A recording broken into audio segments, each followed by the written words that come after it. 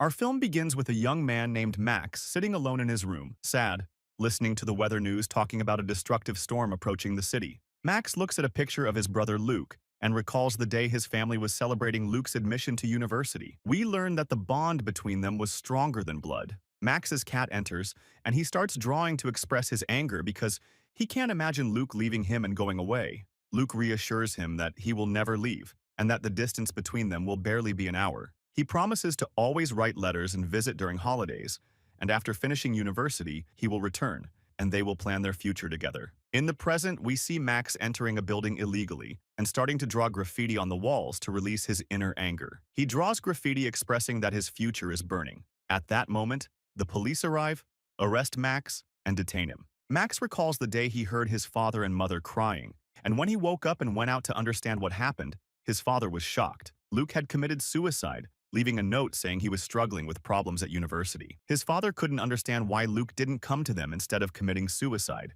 Since then, Max's state changed, and he couldn't accept the idea that he lost his brother who meant everything to him. In the present, Max meets his father at the detention center, and his father starts blaming him for always breaking into buildings and vandalizing public property by drawing graffiti. He tells Max he needs to take responsibility. They discuss how Max has changed since Luke's death. They interrupt Max, asking him to stop, as they have lost hope in him. Max informs his father that he contacted the judge and begged him to help, and the judge agreed that Max should serve his sentence through community service instead of prison. Max thanks him, thinking he would go to jail, and asks what he will do. His father tells him he will spend the next 4 months in a nursing home called Green Meadows, working as a cleaning supervisor.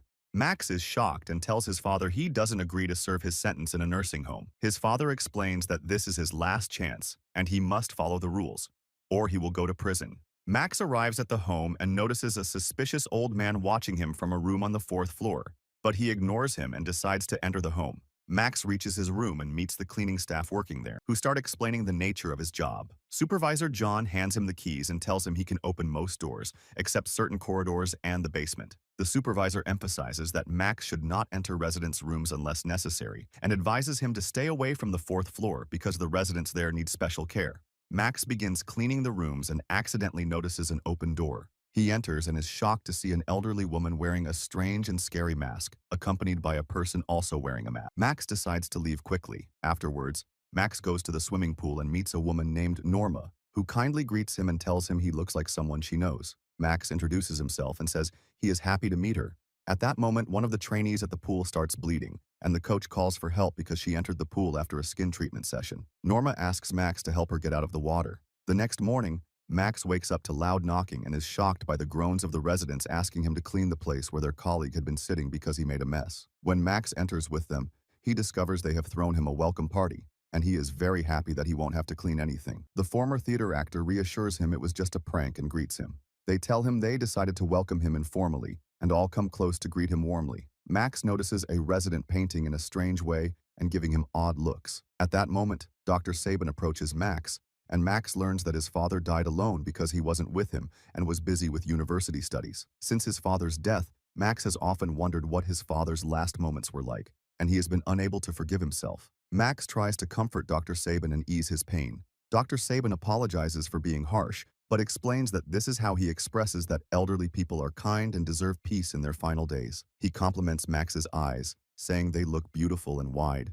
Max is surprised by this strange compliment, but thanks him. Then Max hears loud music and goes out to find the source, discovering residents dancing together. He decides to return to his room, but on the way, he hears muffled screams from a ventilation opening in the ceiling. Suddenly, Norma appears and asks why he has been shouting until now. Max is surprised because she hadn't heard the sound he heard but decides not to talk about it. He replies that he couldn't sleep. Norma confirms that she also can't sleep and suggests they talk to cheer each other up, inviting him to her room. When Max enters Norma's room, he notices a small statue shaped like a fallen cup on the floor. He tells her the statue looks familiar. Norma explains that a friend of hers at the home died 4 years ago and had given her the statue. She made the statues by hand. Max points to a painting and imagines it might also be a gift, but is surprised that it is split in half. Norma tells him that her son Jacob painted it for Mother's Day, but after a quarrel, he cut the painting. She shocks Max by revealing that Jacob died some time ago. Max offers his condolences and assures her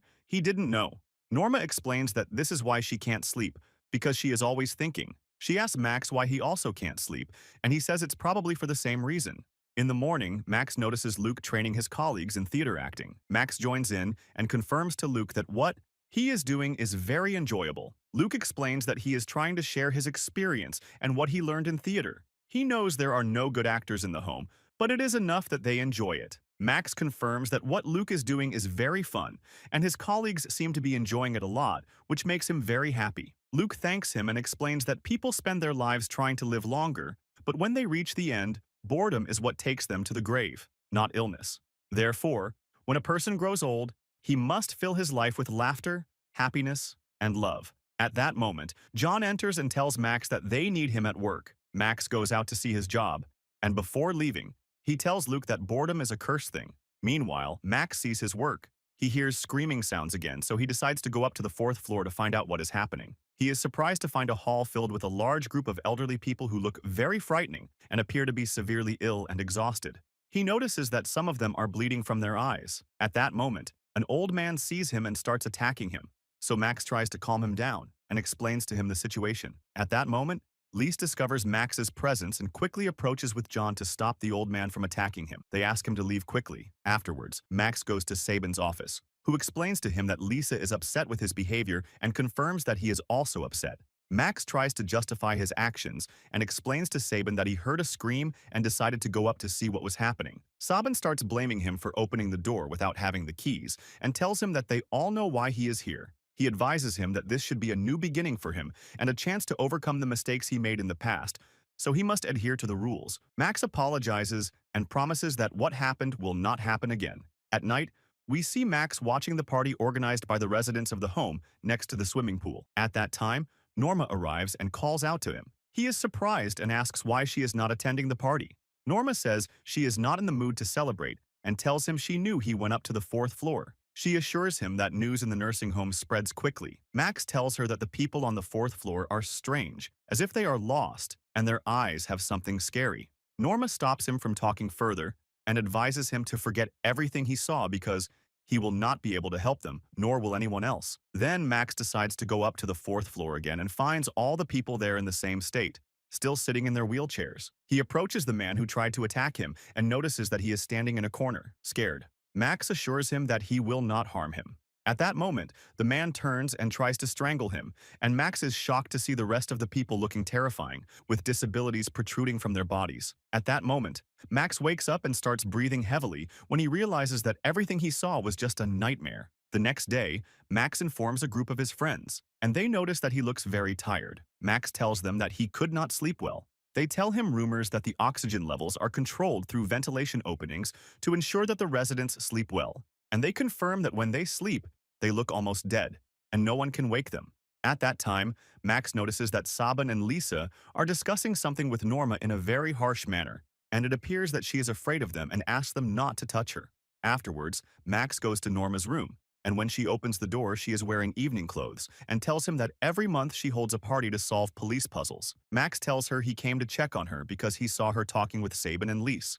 Norma assures him that she is fine. Max tells her that he thought about what she told him about her son and decided to return the favor. He tells her that his brother died when he was 11 years old, and his family did not allow him to attend the funeral because they thought he was too young, which prevented him from saying goodbye to his brother. Because of that, he always thinks about him and cannot sleep well. He gives her a gift, and Norma discovers that it is the missing piece of the painting her son drew. Norma is very happy with the gift and feels that their hearts understand each other. She gets closer to Max and confesses that there is something strange and very bad happening in the home, and advises him to leave. At that moment, she sees someone in the hallway, so she ends her conversation, becomes nervous, and asks Max to leave so she can prepare for the party. Afterwards, Max leaves her room to talk to Norma and understand what she meant. He sees John and asks where Norma is. John informs him that she has been transferred to the medical clinic because she has diabetes, and her sugar levels dropped significantly, which made her a little confused. They reassure him that she is sleeping and that they will monitor her throughout the night. In the morning, Max is cleaning the garden and notices one of the detainees on the fourth floor cutting off his finger and writing on the glass. Suddenly, Max is shocked to see Norma falling on the iron fence and dying. Afterwards, the residents gather to bid farewell to Norma. Sabin hands the police officer a letter from the medical examiner confirming that she committed suicide because she wanted to join her deceased son.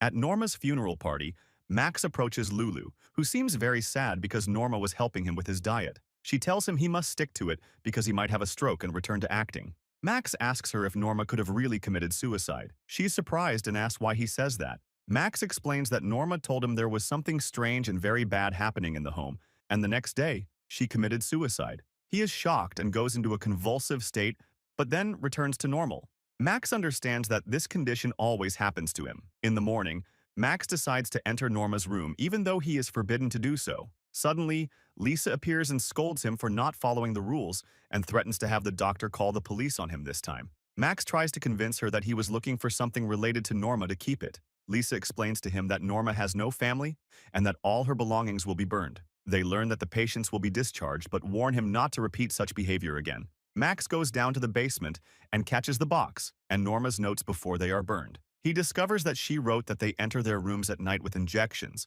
and turn them into people like those Max saw on the 4th floor. She was aware that the back might be affected, or Lulu. Max goes to Lulu's room and is shocked to see him pulling out his teeth with pliers because he cannot control his appetite and stop eating or follow the diet since Norma was helping him. It appears he is not in his normal state. Max tries to take the pliers from him and calls the staff for help. Max returns to gathering information about Dr. Sabin and discovers that he was top of his class and graduated from Harvard University. He is conducting research on dementia that affects the elderly after the age of 75. Max is surprised to find news that Sabin was dismissed because he conducted a controversial eye treatment experiment in medical circles. Suddenly, Max sees an advertisement and enters a strange conversation with a terrifying character. At that moment, he hears loud screams coming from the ventilation openings. In the morning, Max considers installing surveillance cameras in the home. Suddenly, the character from the advertisement speaks to him and tells him someone is coming. Max is shocked when he hears the door knocking, so he quickly closes his laptop.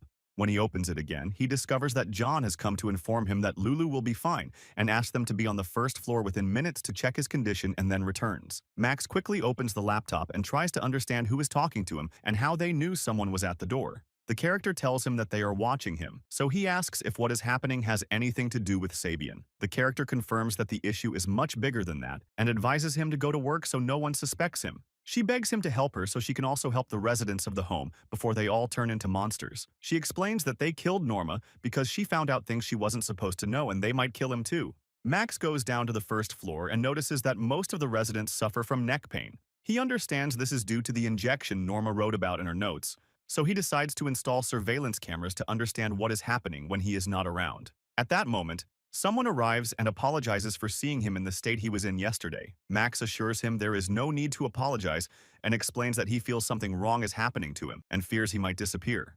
Max tries to calm him down and explains that the problem is with this place, not with him. He confirms that Norma was right when she said he is a good young man. Then Max decides to install surveillance cameras in several places in the home. He returns to his room, turns on the cameras, and is surprised to see a man on the 4th floor leaving the hall and approaching the camera as if seeking help before disappearing.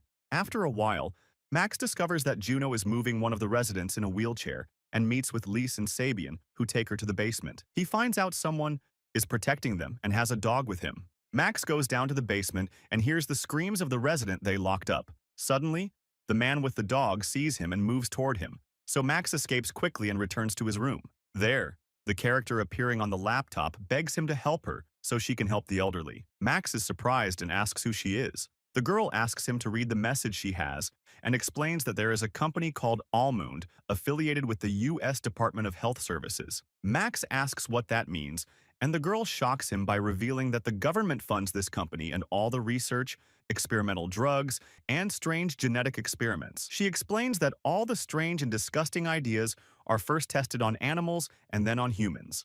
Max understands that the government exploits the elderly because if they get sick or develop dementia, no one will suspect anything, considering these as diseases of old age, and if they die, no one will ask why. The girl assures him that what he is doing is very important, and he must uncover the truth. Max asks who she is and why she cares about what is happening. The girl admits that her father was in a regular room but has now been moved to the 4th floor. She begs him to continue what he is doing because if he finds proof, they might be able to help her father and his friends. When the girl leaves, she is shocked as an elderly man on the 4th floor attacks her and assaults Max, knocking him onto a table, hitting his head, and causing him to lose consciousness.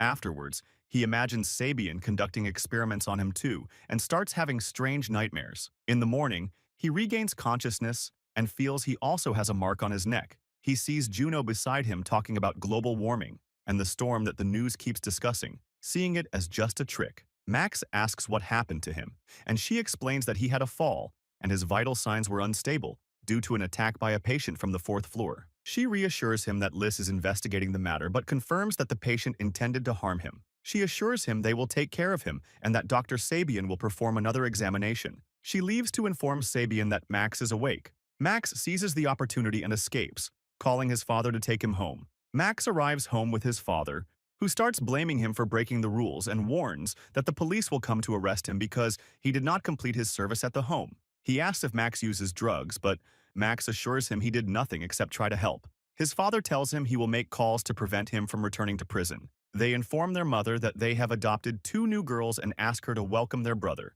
explaining that he is a bit tired and will rest in his old room.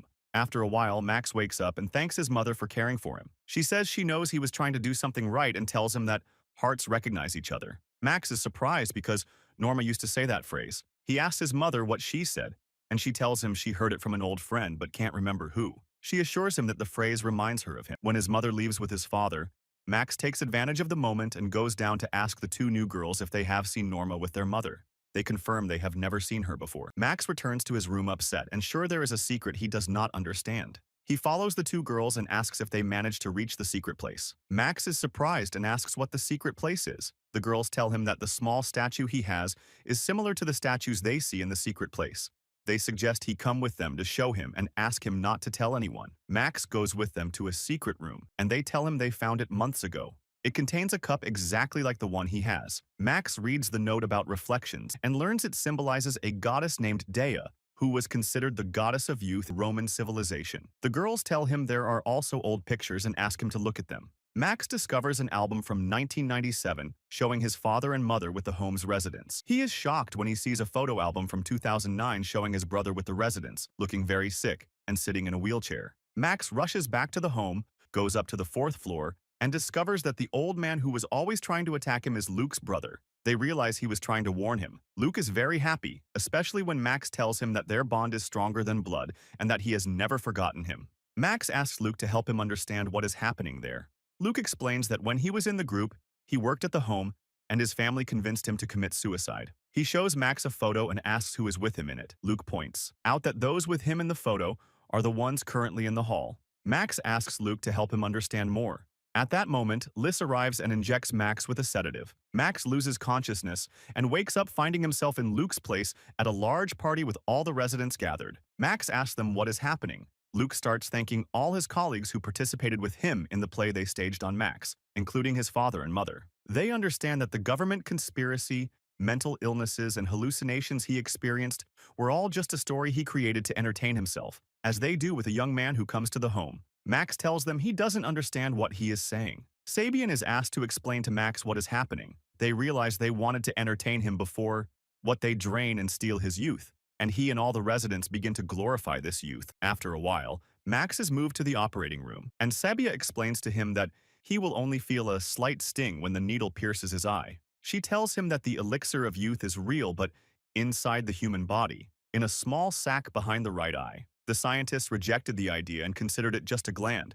but this is what revealed the truth to them. That's why they will take nectar from him because their nectar disappears over time. She assures him that they have been draining him every night because this nectar is what keeps them young no matter how old they get. His father talks, and they learn that his mother is 109 years old, and they say that he is also 93 years old and his age is 128. Max asks his father why his parents treat him this way. His mother learns that they sent all the children they adopted to the home to extract their nectar. They reassure Sabian that they will take only a small part from him today, but Max has a different opinion, to take all his nectar because when he wakes up, he will finish all of them. Sabian assures him that this is impossible because when he wakes up, he will feel like he is 100 years old. They reassure him that soon he will find himself on the 4th floor with his brother. Sabian begins to inject the needle into Max's eye to extract the youth nectar from him. After a while, Max wakes up and finds himself in a wheelchair, exhausted. Fatigue overcomes him, and he approaches him, explaining that Norma sympathized with him